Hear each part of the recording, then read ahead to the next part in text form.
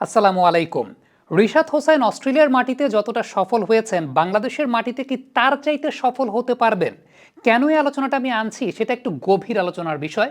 প্রথমত একটা পরিসংখ্যান শেয়ার করতে চাই, তা হচ্ছে বাংলাদেশের মাটিতে রিশাদ হোসাইন টি-20 ক্রিকেটে প্রতি ২৪ রানে একটা করে উইকেট পান। অস্ট্রেলিয়ার মাটিতে প্রতি ২০ রানে তিনি একটা করে উইকেট পেয়েছেন।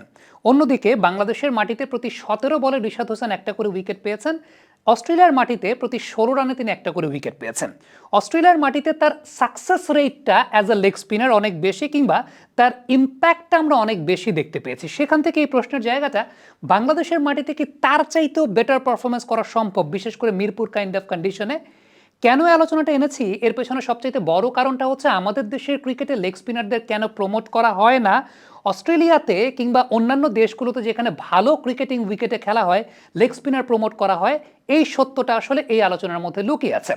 প্রথমত যে বিষয়টা, সেটা হচ্ছে আপনি যত ভালো উইকেট দেখবেন, যত ভালো কন্ডিশন দেখবেন, প্রত্যেকটা দেশে দেখবেন যে লেগ স্পিনারদেরকে প্রমোট করে। অথচ আমাদের বাংলাদেশে রিশাদ হোসাইন ঠিকঠাক মতো বিপিএল এর সবগুলো ম্যাচই পান না, তার চাইতে ফিঙ্গার স্পিনারদেরকে বেশি খেলানো হয়। এর পেছনে কারণটা আসলে কোথায়? এর পেছনে কারণটা হচ্ছে আমাদের দেশের পিচগুলো নর্মালি একটু সফট হয়ে থাকে। বিশেষ করে মিরপুরে যখন খেলা হচ্ছে, সিলেটে যখন খেলা হচ্ছে, মাটি অনেক বেশি মাত্রায় সফট থাকে। এরকম সফট উইকেটে যেটা প্রবলেমটা হয় সেটা হচ্ছে একজন লেগ স্পিনার, একজন রিস্ট স্পিনার যখন বোলিং করেন, সে রিস্ট স্পিনারের বল স্কিড কম করে, কিংবা সে রিস্ট স্পিনার বলগুলো বাউন্স কম পায়। লেগ স্পিনার বা রিস্ট স্পিনারদের একটা অন্যতম বড় অস্ত্রের জায়গাটা হচ্ছে turn and bounce and skid. Leg spinner বা রিস্ট স্পিনারদের জন্য বাউন্স অ্যান্ড স্কিডটা খুব ইম্পর্টেন্ট। একটা সিম্পল এক্সাম্পল দিলে আপনি বুঝবেন, সেটা হচ্ছে রিশাদ হোসেন অস্ট্রেলিয়ার মাটিতে ম্যাক্সিমাম নাম্বার অফ উইকেটস পেয়েছেন, খেয়াল করে দেখবেন, একটু পেছনের লেন্থে, অর্থাৎ শর্ট অফ গুড লেন্থে। শর্ট অফ গুড লেন্থের জায়গাগুলোতে রিশাদ হোসেন উইকেট পেয়েছেন, ব্যাটসম্যান তাদেরকে ইম্প্রোভাইজিং শট খেলতে গিয়ে আউট হয়েছেন। এখন এই টাইপের শর্ট অফ গুড লেন্থের বল করলে বাংলাদেশের মাটিতে ব্যাটসম্যান চা খেয়ে মারবে, ব্যাটসম্যান চা খেয়ে মারে। লেগ স্পিনারদের নর্মাল একটা সহজাত প্রবৃত্তির বিষয়, সেটা হচ্ছে ওভারে 4টা বল ঠিক করলে 2টা বল এরকম কন্ট্রোললেস হয়ে একটু পেছনের লেন্থে পড়ে যায়।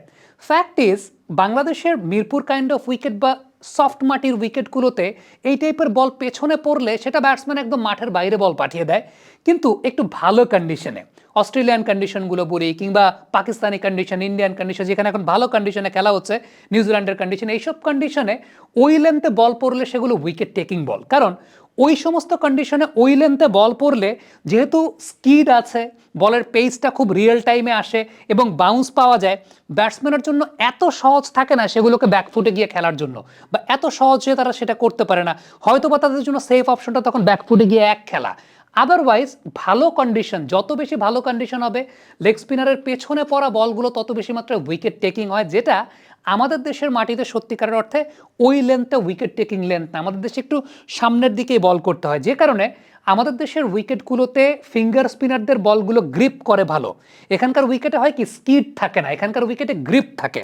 আপনি দেখবেন যে মোস্তাফিজুর রহমান বল গ্রিপ করান অ্যাজ আ পেস বোলার, তিনি আসলে লেফট আর্ম অর্থোডক্স স্পিনারদের মতো বলকে গ্রিপ করান উইকেটে।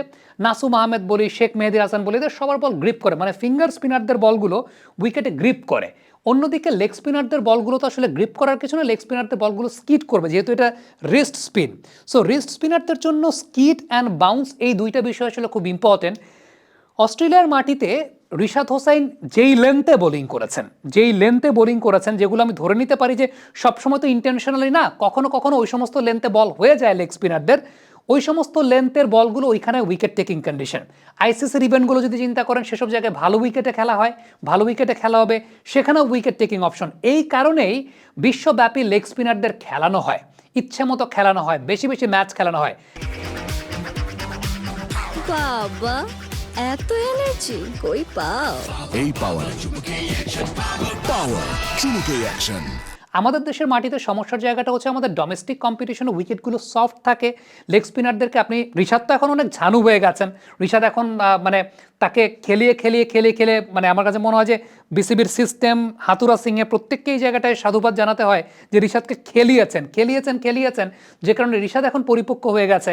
কিন্তু সত্যিকারের অর্থে অন্যান্য লেগ স্পিনারদের জন্য ব্যাপারটা তো সহজ হয় না, কারণ আমাদের এখানকার ডোমেস্টিক উইকেটগুলো এত বেশি সফট থাকে। ওই সফট উইকেটে একটা লেগ স্পিনার যখন ওই পেছনের লেন্থে কন্ট্রোল হারিয়ে 2টা বল করে ফেললো, ওই 2 বলে রান কনসিড করে ফেলে 8, ওই 2 বলে যখন তারা 8 রান কনসিড করে ফেলে, আফটার দ্যাট পরবর্তী সময় ওই লেগ স্পিনাররা আর ওভারই পায় না।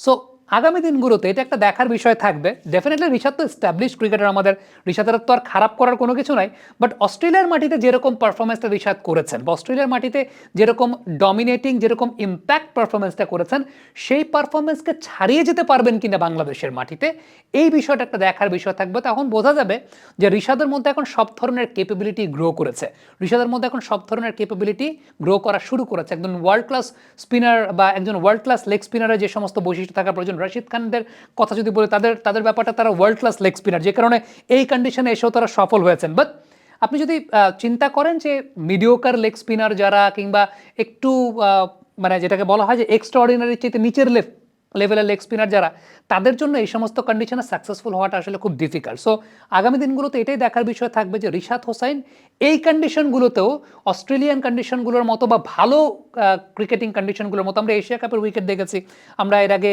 দেখেছি পাকিস্তানে পিএসএলও ভালো বোলিং করেছেন, ওই সমস্ত কন্ডিশনের মতো ঋষাদ হোসাইন এইখানেও তার জাদু দেখাতে পারবেন কিনা বা এইখানেও ওই পরিমাণ ইম্প্যাক্ট জেনারেট করতে পারবেন কিনা, সেই বিষয়গুলোই অবশ্যই দেখার জায়গা রয়েছে।